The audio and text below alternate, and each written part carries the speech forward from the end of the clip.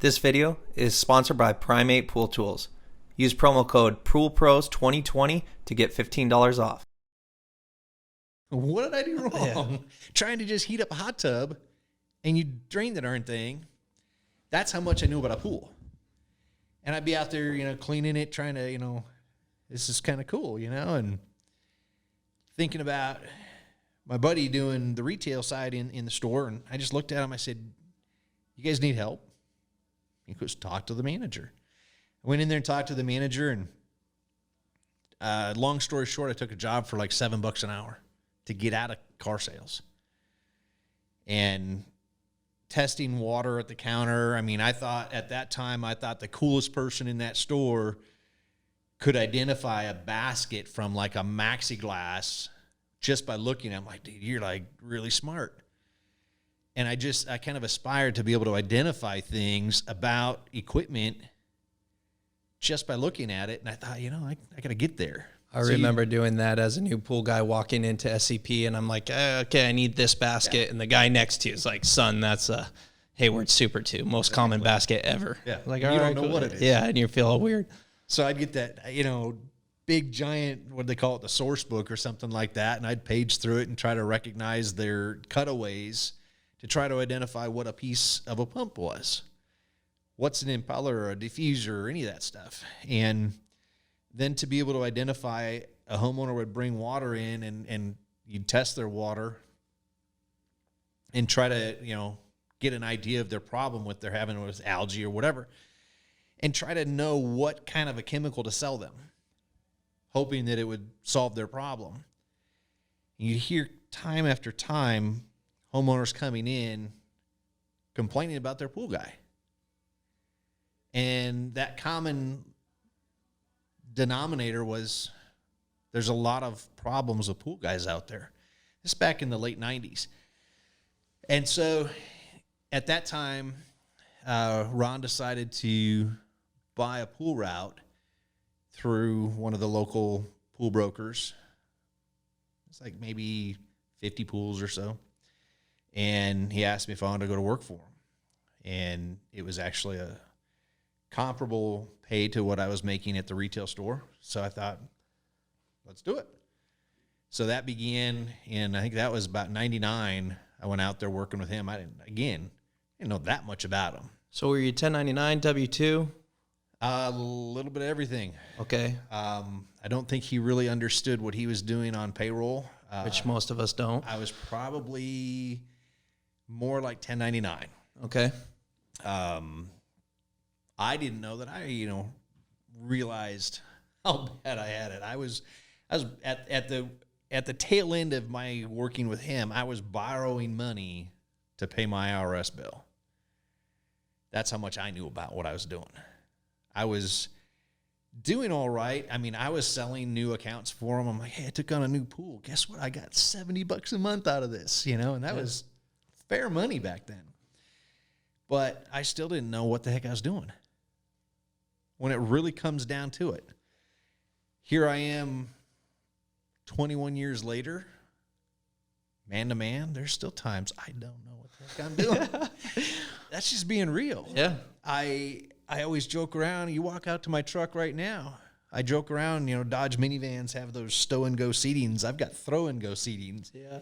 You're so busy. You're always on the run and trying to just keep up with life with kids and wife and just the household duties.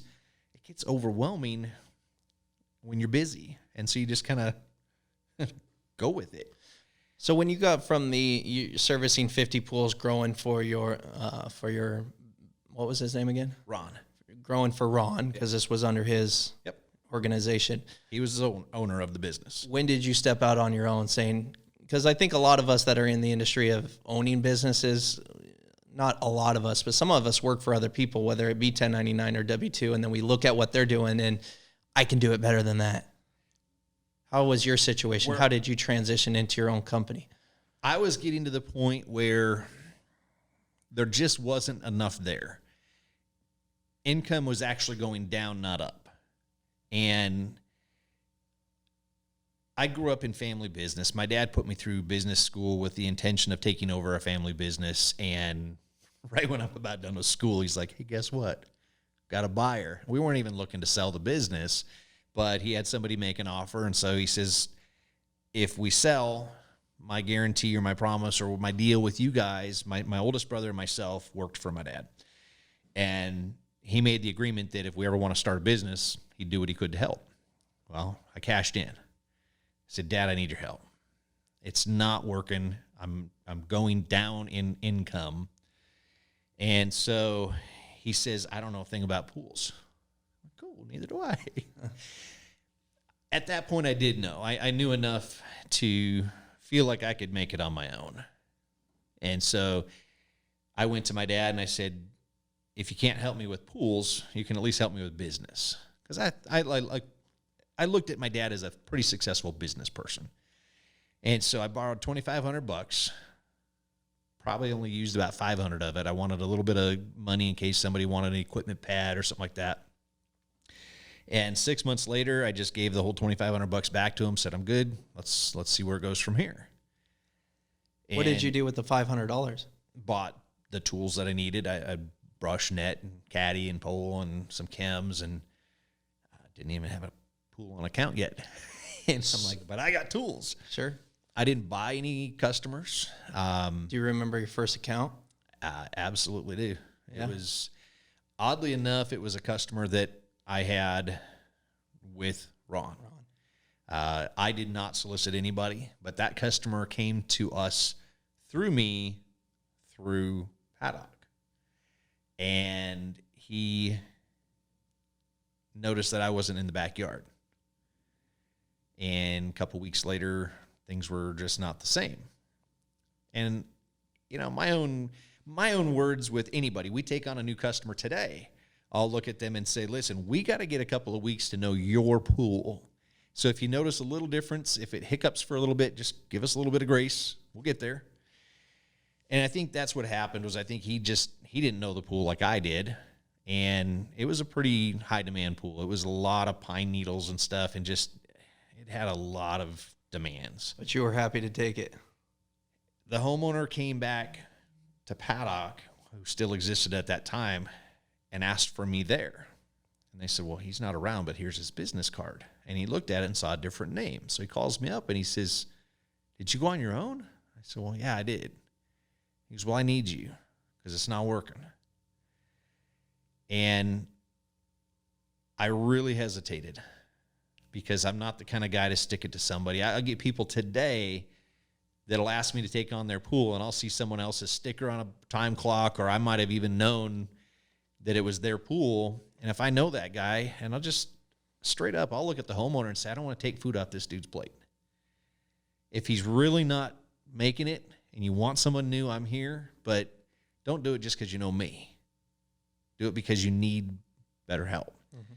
And I looked at that and I thought, you know, this is a guy that gave me a paycheck, and you're asking me to take it away from him. And I took the account, and it got back to Ron, and I think Ron was pretty upset. And I did not do it maliciously. I did it through the homeowner himself. I did not seek that account. That account came after me.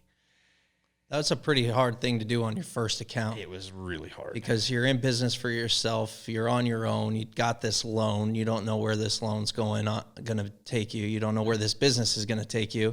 You have loyalty to the guy that taught you how to do this. And the first damn account is one of his customers. One of his customers. Yeah, it was tough because, like you said, you know, $2,500 from my dad, it may as well have been $2.5 million. Mm-hmm. Because I had nothing. Like I said, I'm borrowing money to pay my tax bill. I paid all of my expenses. I paid every last bit. And at that point, there just wasn't much to live off of. And it's tough. You got someone willing to pay you money. How old were you at this time? Oh, man, you got to do that to me. I think I would have been probably 27, 28, probably 28. 28 years old, you got your first account, you got your everything set up. Were you legalized business, LLC, did the whole thing? Put everything into place. Okay, so S corp, everything. Okay, so you had everything squared away. Let's fast forward a little bit. You're established, the ball's starting to roll. Take me back to that time and what the feelings were going on, what your thoughts were. I was at that point trying to grow the business completely on my own. I went down to, I keep referencing Paddock. I'd go down to the guys that I used to work with, hand them a stack of cards, and I'd say, listen, any referral that does business with me, I'll cash spiff you. I think at the time it was $20. And there would be a few calls because they didn't do weekly service. And so I'd get a call, somebody'd want to do weekly service and sign the account. I'd probably sign an average of, it seemed like maybe one a week for that first summer. That's not bad. Not bad at all. No, even today, that's not bad. They were pretty local because of the store, the location. Also, some of them were all the way out in Maricopa because at that time, Maricopa didn't have any stores. I was taking customers anywhere. I'd drive out to Maricopa. I'd drive out to Johnson Ranch. I'd drive over to, I think it was Trilogy Golf Course off Baseline and all the way out to East Mesa, actually Northeast Mesa. I'd cover anywhere. Not even knowing that $70 range, $65, $70, $75 on a really good account. Not even knowing, is there anything out of that? Are you even making money? Check? Yeah. Because I'm driving. I was hungry. Yeah. Would you do that today? Heck no. So what do you have to say to the guys that are getting into this industry that do that stuff? Because I've had the conversation with you out front of SCP, and I respect you, and I don't know the first time we met, but I've always looked up to you. I often refer to you as the legend in this industry. And I specifically remember having a conversation because I was stuck on 85. My rates were 85 across the board. I felt comfortable with that. Yep. The one thing that you said is I could hire you to clean all my pools for 85 and I would still make a profit. Right. So, I mean, where's the give and take? I mean, when do you stop doing no service rates, low rates to... there's a lot of hype on media too about that. Right. Like, don't do that. Don't do that. Right. And then the more I have conversations with everybody, it's like, yeah, this is how I started. And I'm one of those guys that'll sit there and say, don't do that. For me, it came down to the point where, again, I was not taking the time and the effort to go through and dissect, kind of like what you did for the guys at DPS show. Are you making money on your account? Let's figure out how. I didn't do that. A check for $70 was $70 more than I had, even if it took me $68 to get it. I'm just like, that's the way it was. Yeah. As I grew the business, I guess where I started saying this is too much was when I had no more room to take on a pool a half a block down the street because I had to go 30 minutes away. At that point, I actually sold Maricopa to somebody that was out there. I found somebody who was, at that time, I think they had a zip code website. I don't remember what it is, whatever their zip code is, but I saw this guy, he was Hidden Valley Pool Service. Older guy, I called him up. I said, listen, I got this many pools. I want this much money. You interested? And he didn't even take another breath. He goes, yeah. Met at McDonald's over in Ahwatukee and exchanged addresses and check and shook hands, and I didn't go to Maricopa anymore. What's your thoughts when that's going through? Oh, man, I was excited because windshield time is not profit. And I was so excited to get rid of it. At that point, I actually did have my first employee who's still with me today. We drive to Maricopa. He was actually working with me on my busiest day, and we'd drive to Maricopa, and he'd fall asleep on the way. It was just, he wasn't trying to. He's just, man, it's a long, boring drive. Mm-hmm. Still is. Yeah.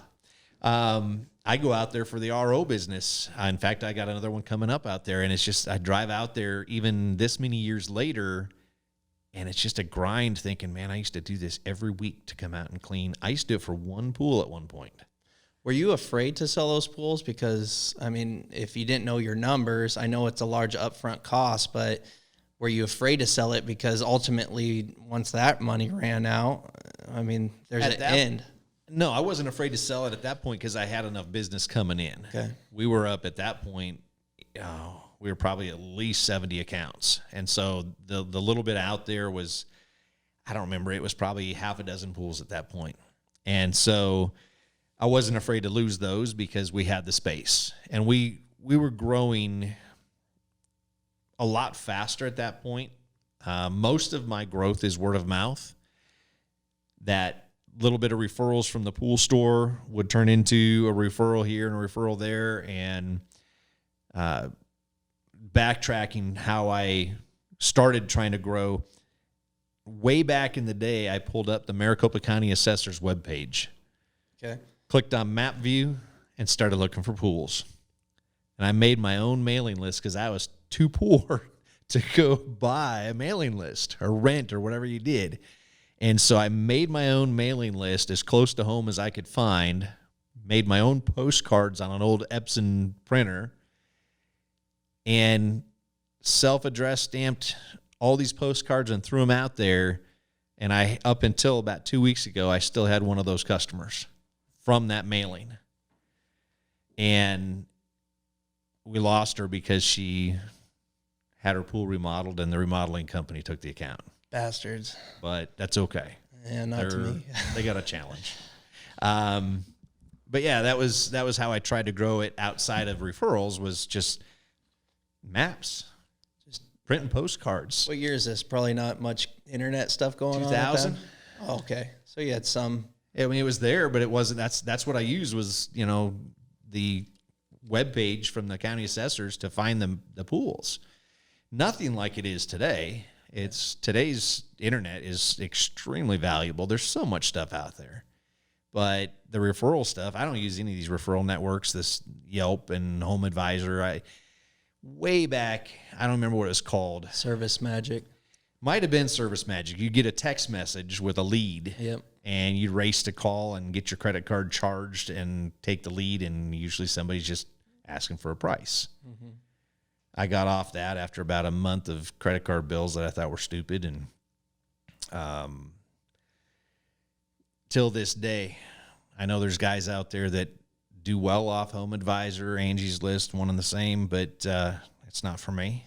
What are you doing marketing-wise today? All of my marketing today is Google Ads. We are on, there is a referral network through talk radio, Rosie on the House. They're more in the contractor side of things for electricians and plumbers and stuff like that. They're a home builder, but they've put together a really robust referral network that isn't for everybody. You have to kind of prove yourself to get on it. It's not just pay the money and you're there. You go through a pretty extensive background check and customer reviews. Once you qualify to get on that, you can choose to spend more money on the radio, in their own media stuff. They are a media company, also a home builder. They're an advertising agency, or however you want to word that. So we've decided to go through print advertising, which was a bust, negative, just lost a ton of money. So print advertising doesn't work at all, in my opinion. But we had to try it. It was a very niche print. We thought it was worth it because we have a niche business. You're speaking of the RO at this time. You're not speaking of the actual pool service. Right. I get people, and I'm sure you do too, because you're involved with IPSA and all that. Mm-hmm. Guys find me typically online doing what I do, the little amount of time or stuff that I do. Right. But they're approaching me and say, hey, I'm starting a pool business. How do I get started? What do I got to do? Tell me your Right. secrets. And the first thing I tell them is learn water chemistry. Right. Because if you can manipulate water chemistry, that's your ticket in. I can help this customer, with their pool situation. Right. But they almost want to know, like, what's the secret? Where are all the pool What's the service secret guys? Where's all these customers hanging out so I can go and get them? And there's just not. It's just not that way. There isn't. And I guess years ago, I did kind of switch on the topic. I went from the pool service side to the RO side. We'll get to that. Going back to the service side, I never took a Yellow Page ad. That's when I started, was Yellow Pages were popular. I never did that.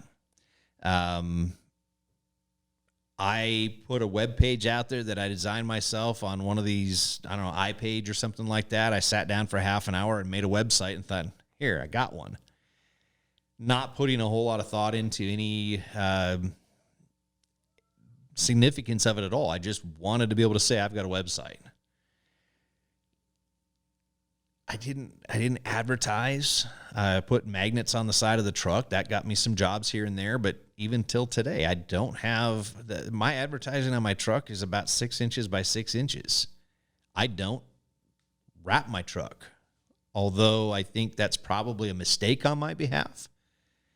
There's some guys out there that got some really good looking trucks.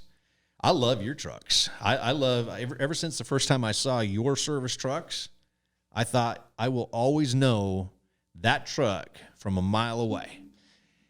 I don't have those trucks anymore. Right. None of my trucks are logoed. Right. Because I don't believe in it anymore. No, I don't. why not? I don't think the customer cares.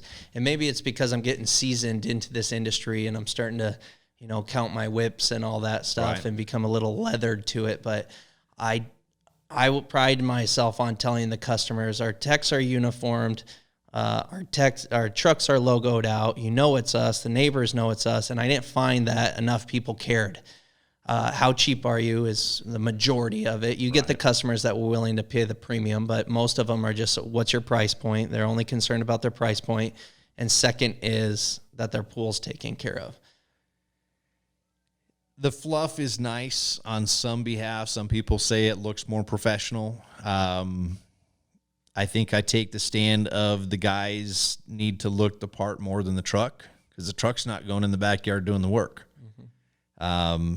That being said, I don't want a total POS truck pulling up and falling apart.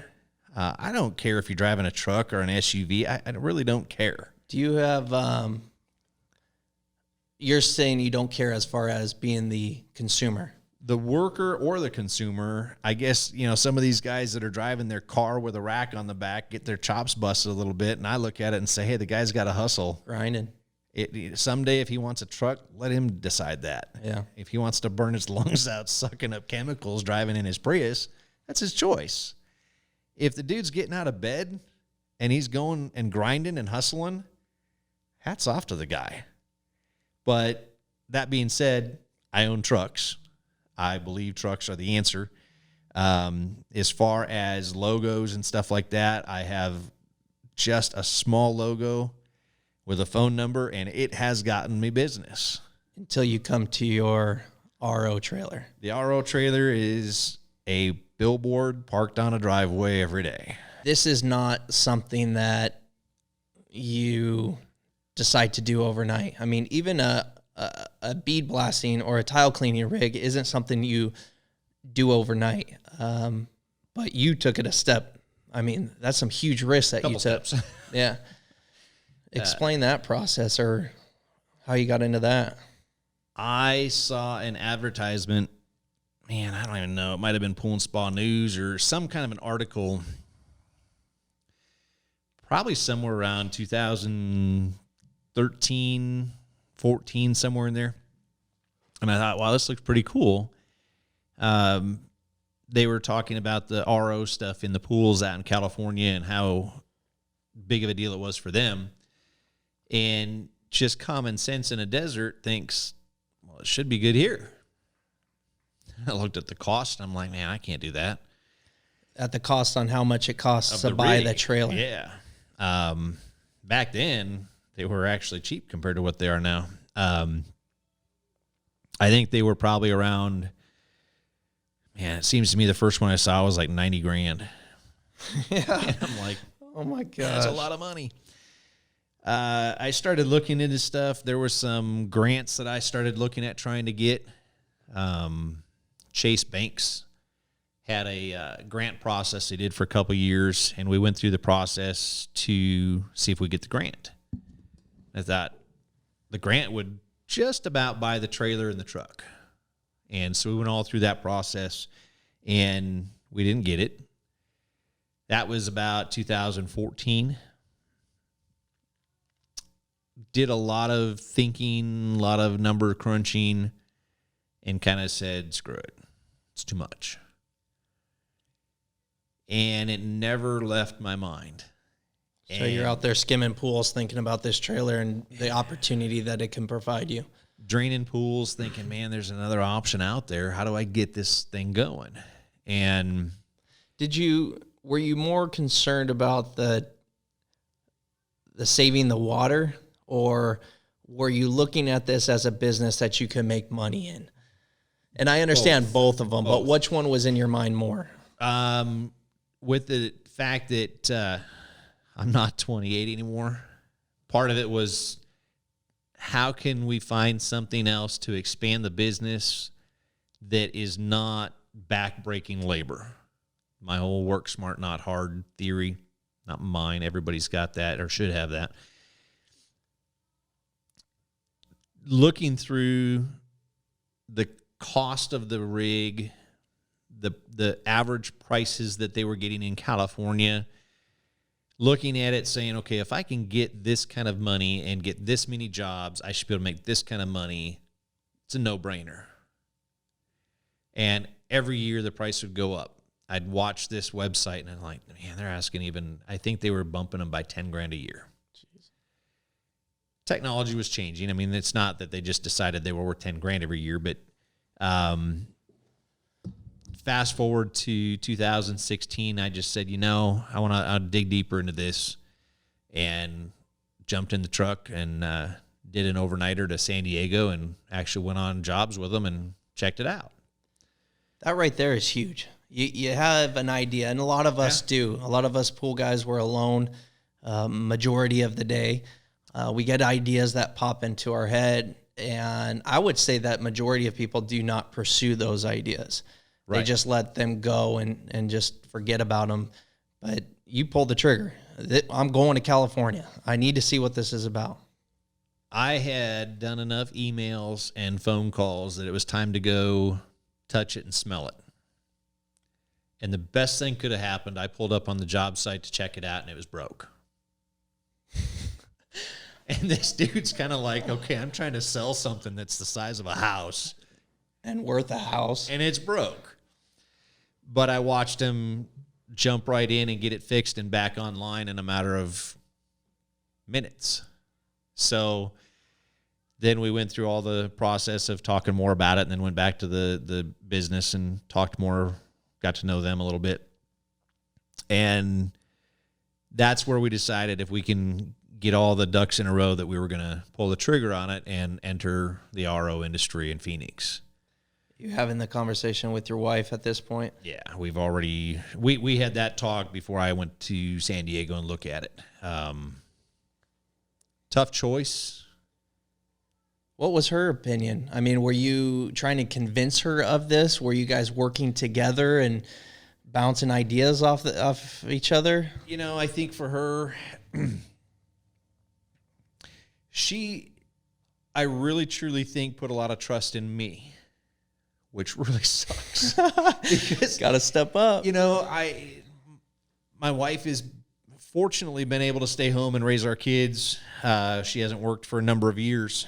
And to look at her and say, we're going to throw down essentially another home. We're going to gamble this. We're going all in. If it pays off, there's some money to be made. If it doesn't pay off, we're screwed. Can you sell that trailer? Oh, absolutely. Okay. Everything is saleable. It's just, what are you going to get for it? Yeah. We actually, as employees, we sat down, my two guys that work for me, we had those conversations. I told them straight up, this doesn't work, you guys might not have a job. I'll take every hit I can take before I take your job, but I'm just telling you straight up, are you guys in? Nobody said no. So your wife said, this is on you. I support you. I trust in you. Yeah. Was there any battles, or was it all pretty easy? Was it all pretty collective and all that? Man, I'll tell you. I'm going to answer that and say I think it was actually pretty smooth. Good. That's Hopefully good. she'd say that same answer. Because I come up, you know me, I always have ideas. Yeah. And my wife, I think she doesn't even listen to me anymore. There's been ideas where I think sometimes our wives have to kind of bring us back down and say, no, yeah, it's really stupid. It really, when you think about it, I know there's a lot of guys that kind of grind on me and say, I'm going to just drain my pool. And that's fine. It's not for everybody.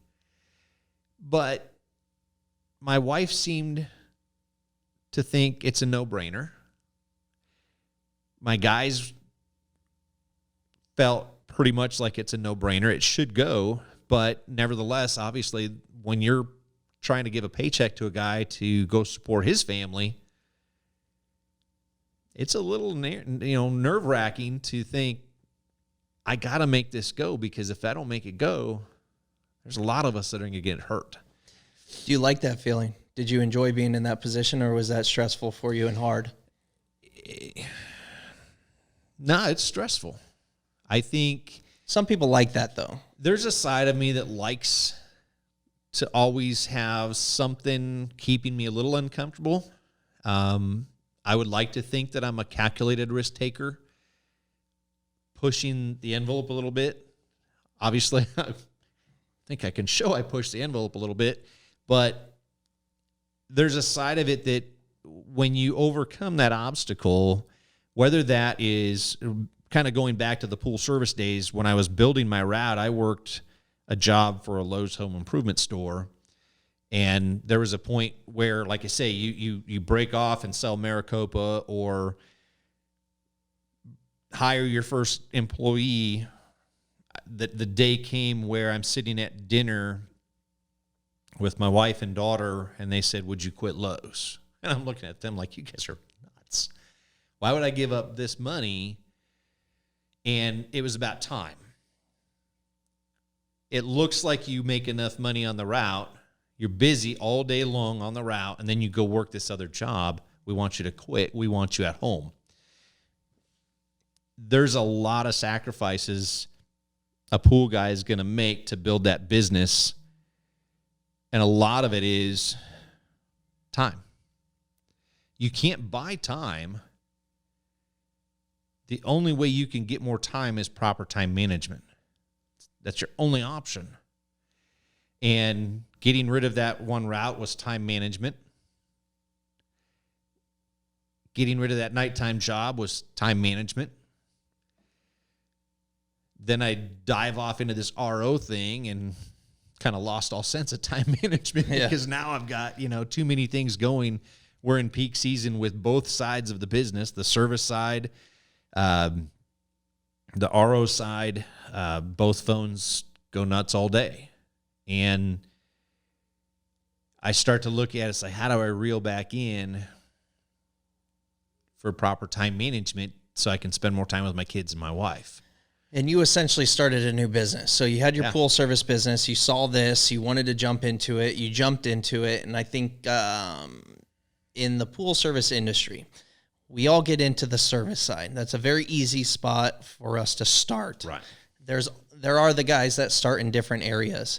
But the service side is where it's most easily accessible. So you have your service route, and then you say, okay, I want to start doing repairs. Service and repairs kind of go hand in hand. Right. So you're a little bit more busy. Ideally, people hire for the service, and then they take on the repair, and then they hire for repair and find themselves doing whatever. some guys want to do that tile cleaning rig or want to be that warranty representative, and I fall victim of this too. Whether it be home warranty or a warranty station for one of the manufacturers, or in your case, this was a huge upfront investment, whatever the case may be, remodeling or even going in building. You're essentially starting a new business.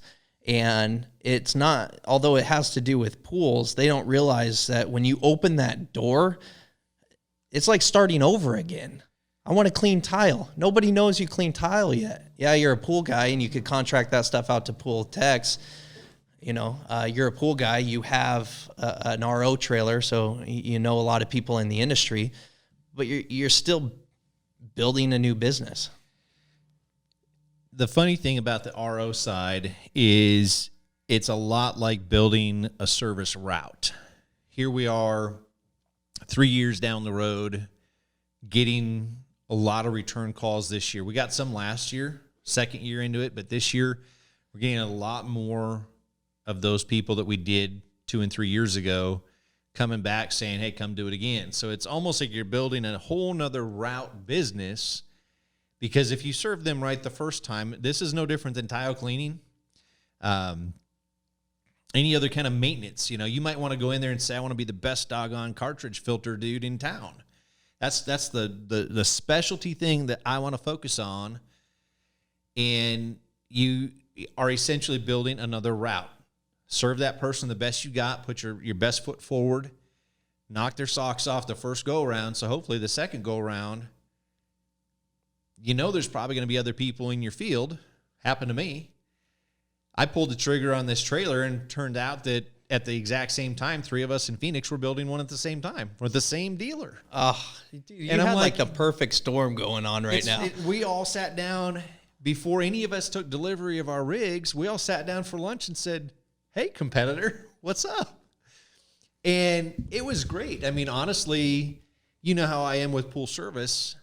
I don't look at there ever to be a reason not to sit down and spend some time with another pool guy or gal. What is there? So many numbers of 600,000 pools around here. I mean, it seems to be the number that I hear the most. Nobody is my competitor as much as myself. On my pool service business, on my RO business, it all comes down to tile cleaners. Be the best guy out there. Offer your customer a service they need, but the one thing that you can do different than anybody else is be you. And if you're good at what you do, they're going to call you back. Or the guy or gal that you just did work for is going to refer you out. And that's probably, going back to one of your other questions about how do I grow the business, that's probably the number one thing that has grown the most is go out there and do your best at it, no matter what it is. If all you got in you is a good skimmer and a good brush, but you're the best guy out there, great. You're needed.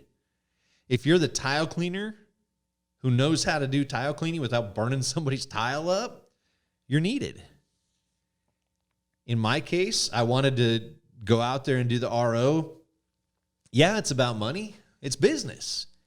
But it's also conservation. Here we are. This is kind of a crazy time of life right now, this stinking virus going out here, but you can't even go buy water at Costco right now because everybody's freaking out. So what happens if we don't have water? Because it is a resource that if you follow what I follow, the rivers, the reservoirs, none of them are doing well. Fly into Vegas, look at Lake Mead. I'll be there on Saturday. I'll fly right over it, and I'll get my other picture out, and I'll post it on my website. I've seen your others. And if we don't do something different with our water, my rig may turn into a necessity, not just a choice. It may turn into a necessity. All kinds of people are saying, I've lived here since the 70s. We've heard this time and time again, and here we are in the 2020, and we're fine. Yeah, but there's still a possibility. So if I can make a difference in it, great. Average pool in Phoenix is like, I did the math on it. I don't know. I think the pool I'm doing right now is about 250,000 of these. There's a visual for you. Yeah. Am I making a difference? Yeah. I'd like to think I am.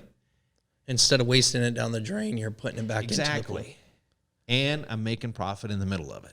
Do you think and do you hope that Arizona changes the law that says, hey, look, we're not going to drain pools anymore? Obviously, that would be good for business.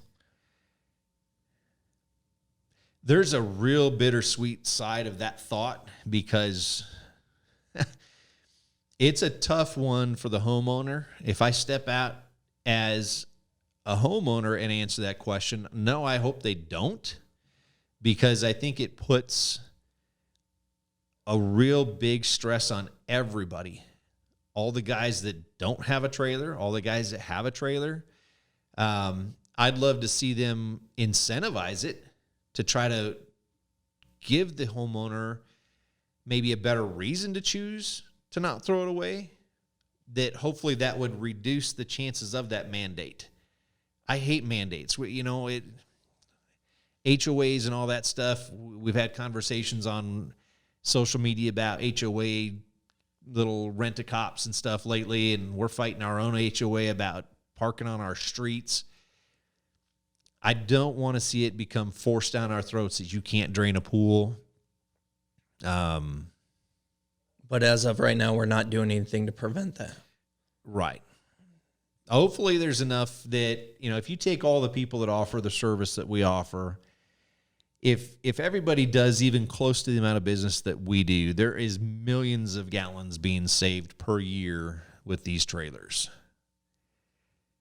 I would hope that's helping, but is it enough? I don't know. We'll see what that looks like in a couple years if we don't get more rain. How long have you been running this RO trailer? Just shy of 3 years now. And from the point of which you pulled the trigger on it, got your rig to now, are you up? Are you down to where you thought you were? We're up. But that was one of those things that when you calculate your ROI, you learn things the hard way. I started looking at, okay, it's going to cost this much. If we stay this busy, I should be able to make this much money. But it's all based on California water. I don't know if you know the difference between California water and Arizona water, but it's significant. They were saying that they were getting 8 million gallons out of their membranes. You didn't know this going into it. No. Was there trailers in Phoenix prior to the 3 simultaneously that just showed up? There was nothing here except I think at that point the first one hit right about the time ours were being built. And I don't know that there's a lot of knowledge about there's enough differences between the two of them. The builders, there's a choice A and choice B type thing. And there's enough of a difference between the two, and I don't hear a lot about the other one because it's just not as common out there. The one that I chose to purchase, there's more of them out there, and we tend to talk with each other a lot more and kind of help each other to get the best out of them. But when you start looking at the expense of operation and your return on your investment, and you realize that you're basing all of your numbers on 8 million gallons or even going conservative and say, I hope I get 5. Up until last summer, we couldn't even cross 1 million gallons. No kidding. And so that's one of your bigger operating expenses is if you lose your membranes, that's what filters the water. It's expensive. And so every single month I'm throwing money at membranes, literally every single month. I'd be running anywhere from 15 to 25 pools, and I'd be looking for membranes. You can't. That's not happening in California. No. How many are they looking? They change their membranes about every Christmas. How many pools are they doing a year? 1 a day. So you're talking over 300 pools. They're doing. And you can't get through 15. I can't get through probably at that point maybe 25. That was like, I was excited at 25. Yeah. Like, yeah. I figured a solution. And so we changed a few things around, and I ran all summer long last year on the same membranes.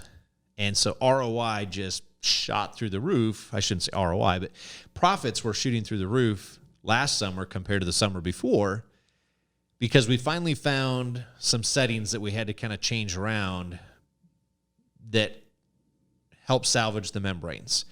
Arizona's tap water barely meets California's sewer water standards. They don't want certain things going in their sewer because they're trying to reclaim as much as they can. And if it's truly garbage water that they have to try to make better, they don't even want it. All of the stuff that, you'd think that California, half the stuff that we deal with on California sucks. But apparently their water standards are actually pretty good. Good.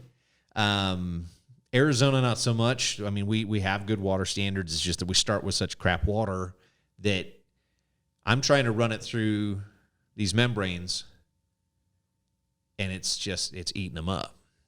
And so once we got that figured out, I'm hoping that this is going to be another good summer where we can make it on very few membranes. It's looking good so far, but How many trucks or how many trailers are out there right now? in Arizona or all Arizona. combined? Oh, Your direct competitor, right? 3, 4, 6 to 8.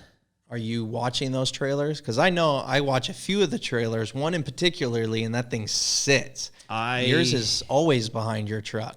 I actually talk to a few of the guys pretty regularly. Again, why not help somebody? Sure. One of the guys bought his through a bank repo and couldn't get anybody to help him out. He's like, how do I run this thing? And I'm like, dude, that kind of sucks, man.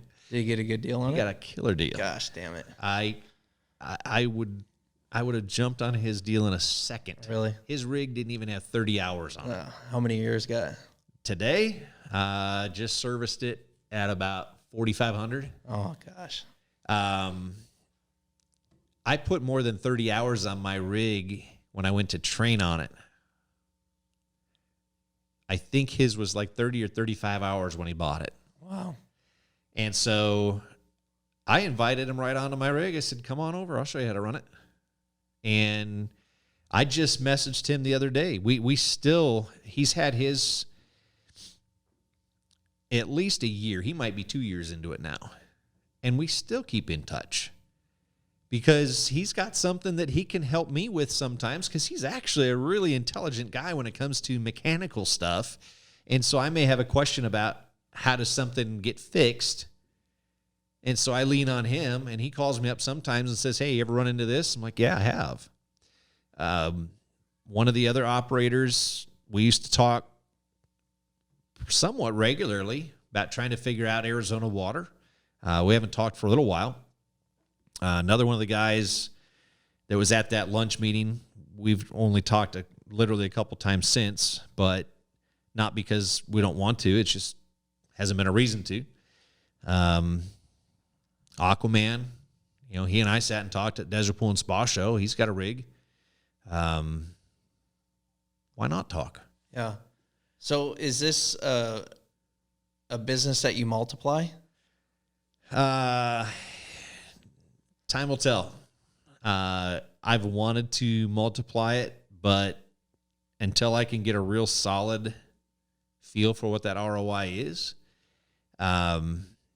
see how the extra competitors do with the market. Phoenix has got room for lots of them. I think you could put 100 of them on the ground in Phoenix, and if everybody really ran their own business on their own and wasn't trying to swipe customers from everybody else, I don't think you'd be at harm with 100 of them. It's a big valley of pools. Did you realize that you were getting into such a knowledge-based business? I mean, you're sitting here looking at your rig's running right now. Right. And you keep looking at it. Did you realize how much knowledge you had to do? No. To get into this? This is one of those things that sometimes I think tile cleaning would have been a better choice. And we do tile cleaning. We do manufacturer warranty. I mean, like you were talking, we do a little bit of all that stuff. But when it comes down to running a rig like this, you got to have a truckload of chemical knowledge, like you were saying. If you get out there and really understand chemistry, you can fix a lot of problems. If you don't know chemistry with this type of a thing, you're going to cause a lot of problems. We are altering water second by second by second as we sit here right now on this pool. This is a 22,000 gallon pool up in Scottsdale that we are just literally completely altering the water. It will be probably too clean tomorrow. We got to dirty it up because it would actually be too aggressive to leave there. If you don't understand what aggressive water does to a pool and you just walk away from it, you're going to screw up a pool.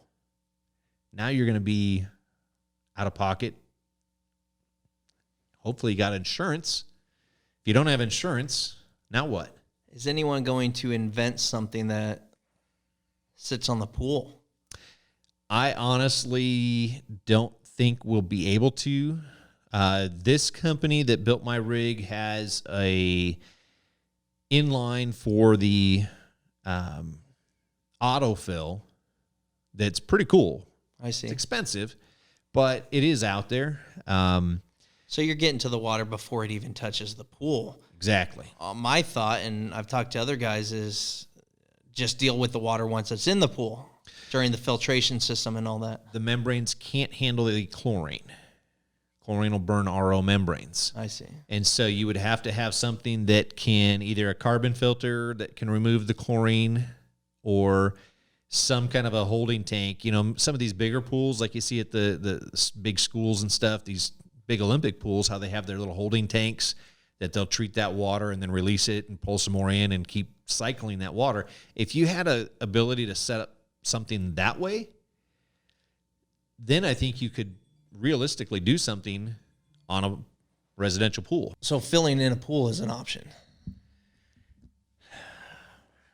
Pool guys should never say that. Yeah, I almost feel dirty saying it. Yeah, that's just it. And when a homeowner calls you and says, I want to fill in my pool, and it's your customer you've had since the first months of your service route, you don't want to give them a referral because now you're going to lose the pool, but so is everybody else. Yeah. But it's a solution. It's an option. It's a solution. Some of the cities will give you a little bit of tax credit to throw some plants in its place. That came up about 2 years ago. I think it was on the news where it passed. And I'm sitting there drinking my morning coffee, looking at it, thinking, oh my gosh, I'm done. The city has ruined my business. Yeah. And yet. But I don't even remember what they were giving. What might have been $1,000. Yeah. But it costs a lot more than that to fill it in. I've always kind of, when I get a homeowner ask me about filling their pool, I tell them you can maintain it for several years for the same money. Let's keep it. And enjoy it once a year. True. It's an expensive toy. Yeah. So where are we going from here? What's your thing? Are we trying to get away from service? What are some of these struggles? We'll keep it pool related because not all of us are fortunate enough to buy a big old RO trailer and be in that business. What are you dealing with in your pool service business? Pool service business is one of those things that, man, I hear that topic all the time. We try to hover a couple hundred pools. We're a little low right now because a lot of houses are selling because the real estate market's pretty decent right now. We're trying to take that opportunity to fine-tune a little bit. We've done that over the last couple of years, trying to optimize what can I get out of this one pool without feeling like I'm kind of taking advantage of my homeowner. I'm not out there to take advantage of them. I'm out there to maximize their investment, the care of their investment, and also the profits of my business. I have no problem looking at a homeowner straight eye to eye and say, I exist to make a profit. We all do. But I also look at the old statement that The name escapes me right now, but there's $100 bill laying in every backyard. Go find it. Mm-hmm. Nowadays, there's probably a couple $100 laying there because that was a long time ago. So trying to approach it from a way of you can only charge so much for your monthly service, whether you're the guy charging $85 in 2020 or you're the guy trying to get $150 in 2020. You can always maximize profits by maximizing the care of that property. Are you doing things to truly maintain that equipment to the best that you can so that their property has the best pool that it can be? Pools aren't cheap. There's guys spending six figures on pools left and right. Even if it's a $19,000, crack house special that somebody throws together, that's still a significant investment. You're going to spend $20,000 on a car. You're going to take care of the oil and the tires and all that stuff. Well, why is the pool any different? Are we taking care of it the best we can so that we don't have to worry about, is this customer going to give me another $10 a month? What if I actually go and look at it and say, how can I give him better service? Because in the end, that's going to give me more profit too. And so I look at the future of service for us, work smart, not hard. My RO business was hopefully a little bit of work smart, not hard. But really, if I reel myself back in and look at the service route, how do we work smarter and not harder there? Are we doing everything we can to really provide a level of service so that homeowner doesn't shop us around? We have customers who know they can get a better price by making one phone call. But are we doing everything we can to make them feel like they're not going to find better service? And every one of us can do that. Every single pool guy and pool gal out there can do something better to make them a step above even myself. I'm not the best guy out there. There's guys and gals out there that are far better than me or can be far better than me. That's why I look at it. Competition is not competition. We're our own competition. Take care of your customer. They're going to stick with you. No matter what your price is, to an extent, you might be $30 ahead of the other guy, but when you really look at it, if you're truly taking care of them and they don't have to worry about that pool, that's what they hired you for. They don't want to worry about it. Are you having these conversations with your employees? Not to that extent, but yes. Are they on the same level? Do they understand your mission? Do they understand what you're trying to accomplish? When we talk about how can we find a way to pay guys more, or when an employee says, how can I make more? Obviously, we have to get more money from the customer or spend more time. Time is money. It's not as discussed as it needs to be yet. It's kind of new stuff that we're trying to develop.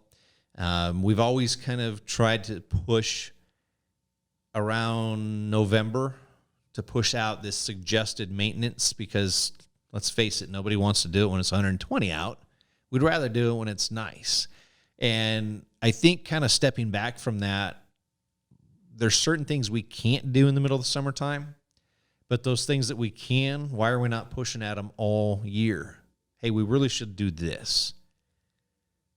Why not? Do you feel like there's a lot of money left on the table?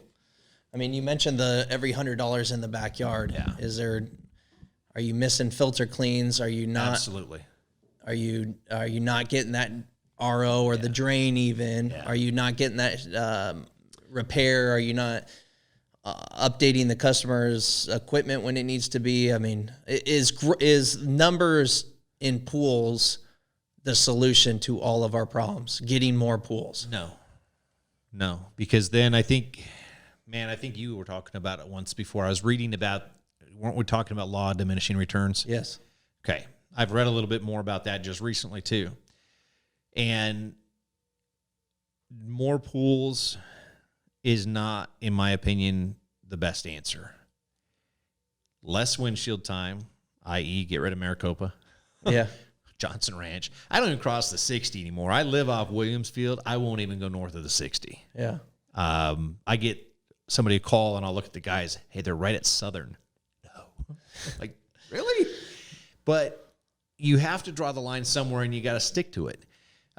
We don't go, certain boundaries. And so that helps us to localize as best we can.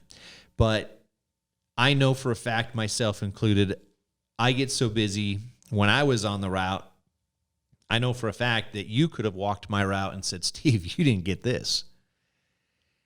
And I know that I could do that to my employees. I know they're missing stuff because they do get overworked at a point where they're missing stuff.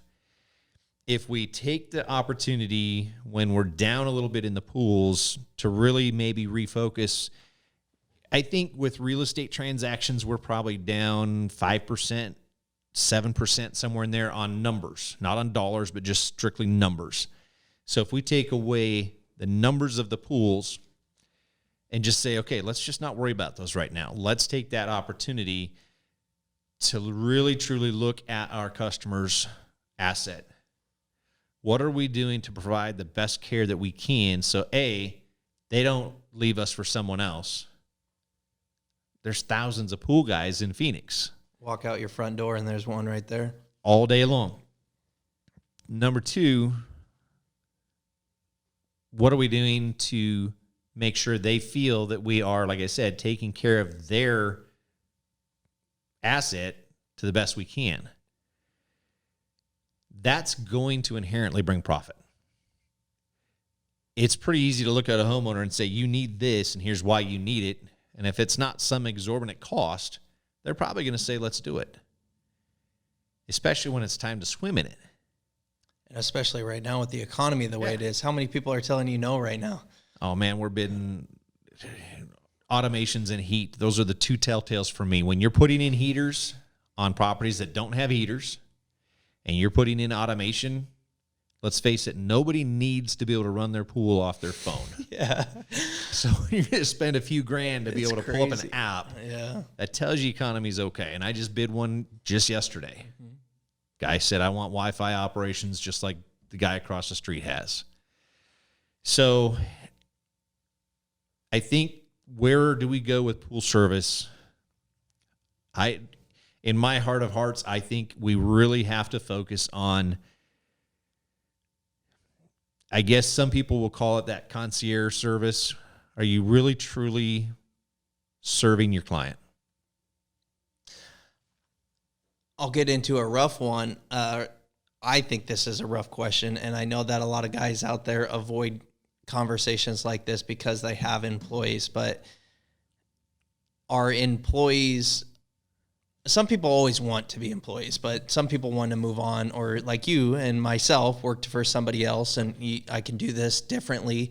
I can do this on my own.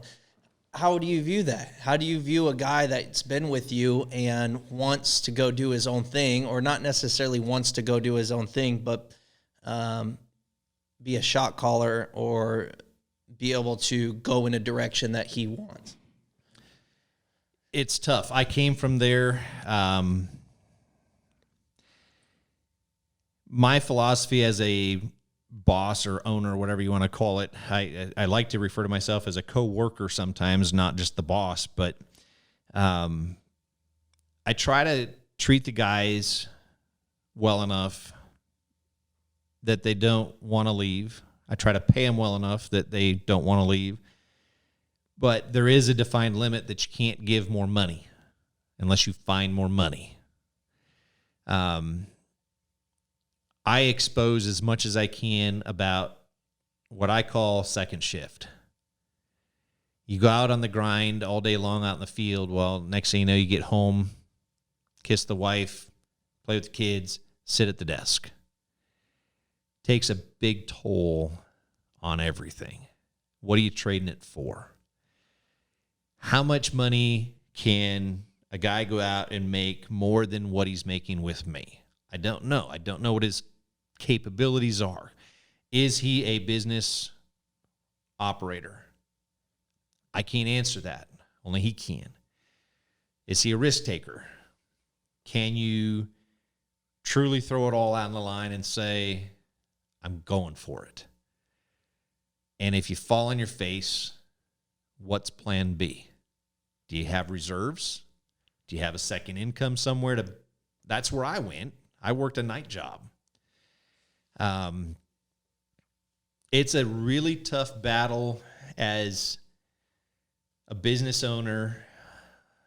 I've always asked my guys, give me as much notice as you can. You want to leave? I'll help you in any way I can.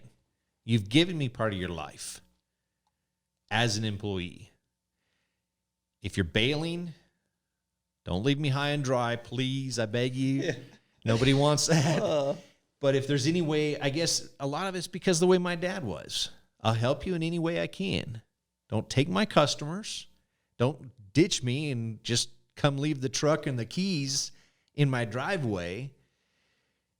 What can I do to help facilitate your growth?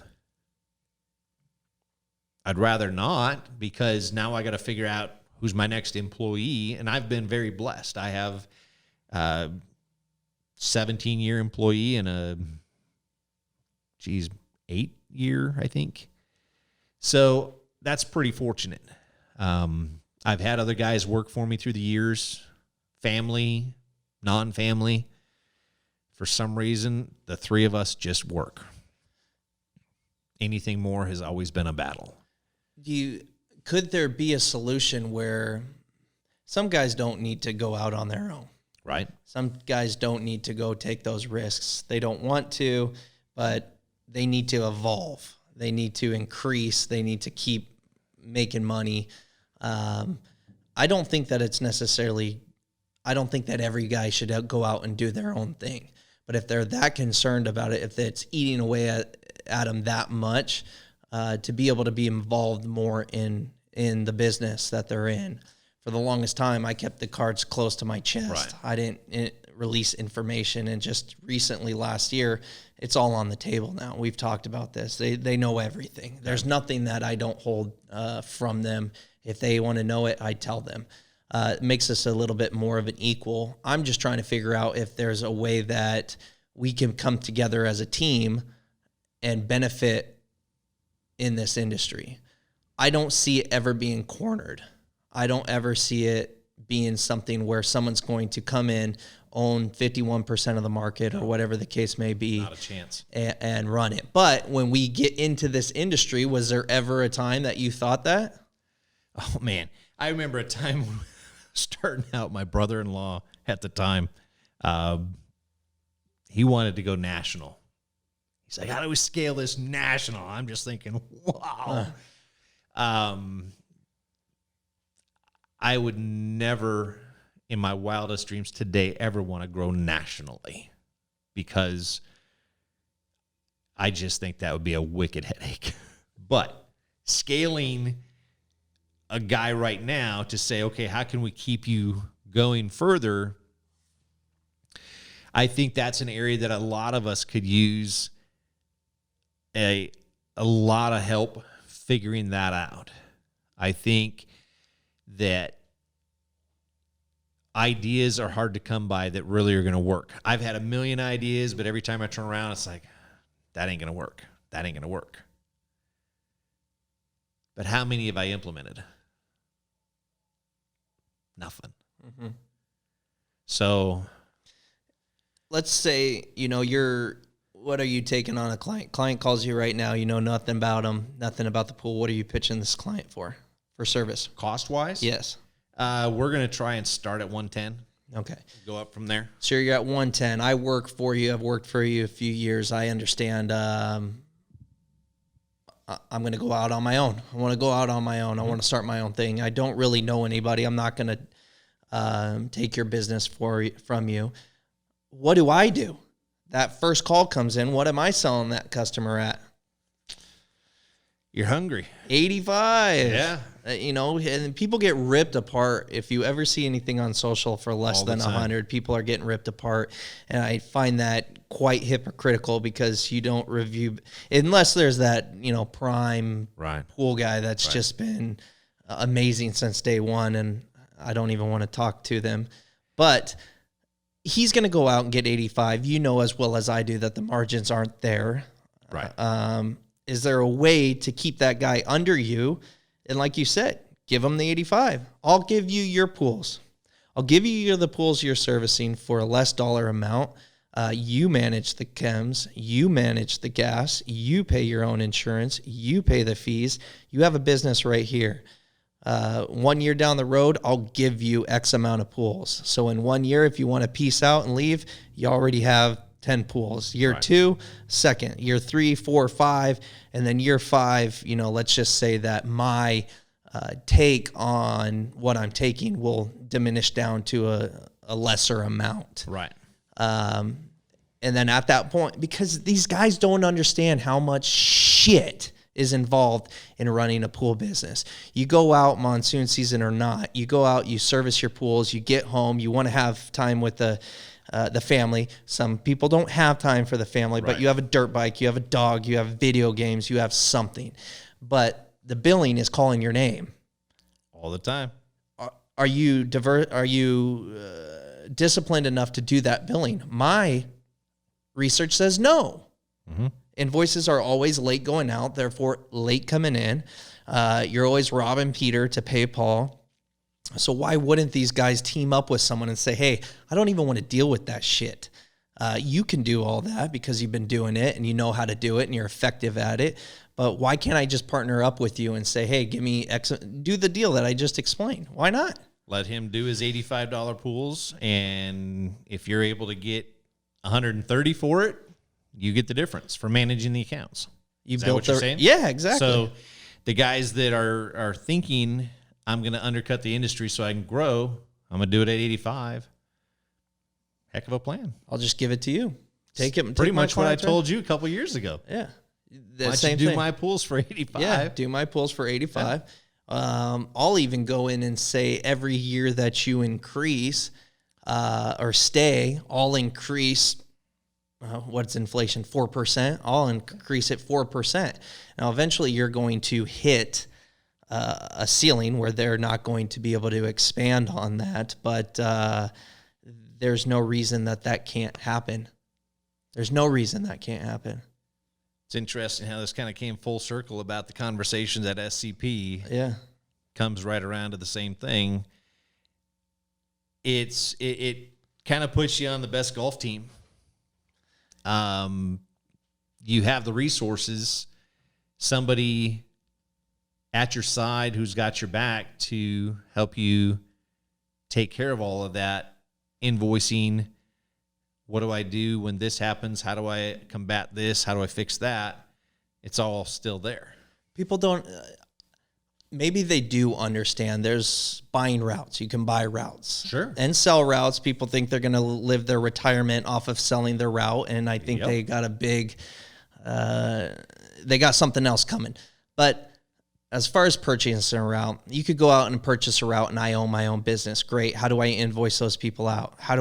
What's cash versus accrual? Right. What's accounts receivables? How do I get a logo together? Where do I spend my money? Where do I not spend my money? Where do I lose? Or where's my biggest?